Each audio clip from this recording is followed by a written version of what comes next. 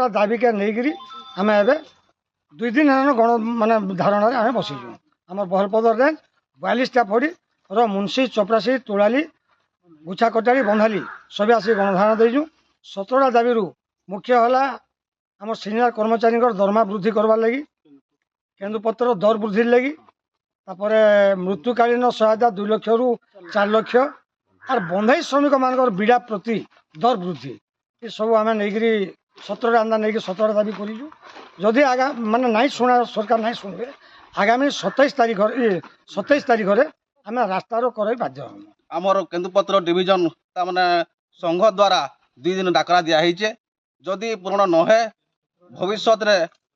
तामने 27 ना 28 तारीख गणधारणा रास्ता रोक हेबार संभावना अच्छी आचर मानकर कथा मैं कहूँ जे आम 94-95 साल 2026 मसीहा सुधा कौन सी पदक्षेप आचर मानकर निया जाई नहीं प्रमोशन सुविधा अच्छी सरकार शुणुना एप्रति सरकार को दृष्टि आकर्षण करने मुझे अनुरोध।